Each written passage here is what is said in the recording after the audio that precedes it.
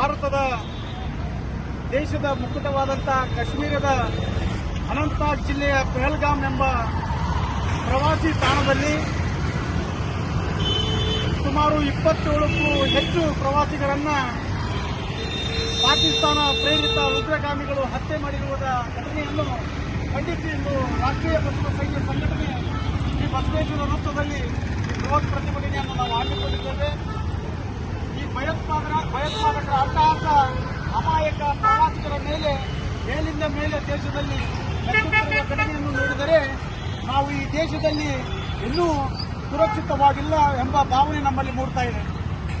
ಕಾಶ್ಮೀರ ಎಂಬುವ ಪ್ರದೇಶ ಹೇಗಿದೆ ಅಂದರೆ ಈ ಭೂಲೋಕದ ಸ್ವರ್ಗ ಎಂಬ ಖ್ಯಾತಿಯನ್ನು ಹೊಂದಿದೆ. ಆದರೆ ಅಂತಹ ಪ್ರದೇಶದಲ್ಲಿ ನಿನ್ನೆ ಉಗ್ರಗಾಮಿಗಳು ಮನಸೋ ಇಚ್ಛೆಯಾಗಿ ಅವರ ಧರ್ಮವನ್ನು ಗುರುತಿಸಿ ಧರ್ಮದ ಆಧಾರದ ಮೇಲೆ ಅಂತವರನ್ನ ಗುರುತು ಮಾಡಿ ಅಮಾನುಷವಾಗಿ ಅವರ ಮೇಲೆ ಗುಂಡಿನ ದಾಳಿ ಮಾಡಿ ಹತ್ಯೆಯನ್ನು ಮಾಡಿರುವ ಘಟನೆಯನ್ನು ನಾವಿಡೀ ಮನಸ್ಸಲ್ಲವೇ ಖಂಡಿಸುತ್ತೇವೆ. ಯಾಕೆಂದರೆ ಇಂತಹ ಘಟನೆಗಳು ಮೇಲಿಂದ ಮೇಲೆ ಜರುಗ್ತಾ ಇದ್ರೆ ಧರ್ಮಗಳ ಹೆಸರಿನ ಮೇಲೆ ಅಮಾಯಕರನ್ನ ಹೊಡೆಯೋದು ಎಷ್ಟು ಸತ್ಯ. ಅಂತ ದಾಳಿಯಲ್ಲಿ ಹತ್ಯೆ ಮಾಡಿದಂಥ ಉಗ್ರಗಾಮಿಗಳನ್ನ ಕೂಡಲೇ ನಮ್ಮ ಭಾರತೀಯ ಸೇನೆ ಬೆನ್ನಟ್ಟಿ ಅವರಿಗೂ ಕೂಡ ಇದೇ ರೀತಿ ಕೊಲ್ಲಬೇಕು ಮತ್ತು ಇದಕ್ಕೆ ಪ್ರೇರಣೆ ಕೊಟ್ಟಂತ ಪಾಕಿಸ್ತಾನ ದೇಶದ ಮೇಲೆ ಯುದ್ಧವನ್ನು ನಮ್ಮ ದೇಶದ ಪ್ರಧಾನಮಂತ್ರಿಗಳು ಸಾರಬೇಕು.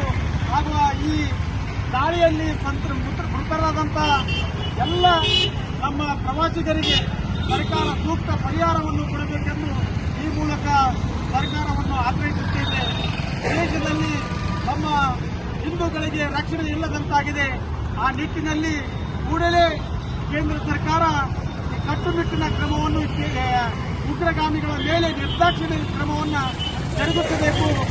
ಪಾಕಿಸ್ತಾನದ ಮೇಲೆ ಯುದ್ಧವನ್ನು ಸಾರಿ ಈ ಭಯೋತ್ಪಾದನೆ ಎಂಬ ಈ ದುಷ್ಕೃತ್ಯವನ್ನು ಇಡೀ ಜಗತ್ತಿನಲ್ಲಿ ಮೊಟಕುಗೊಳಿಸಬೇಕು.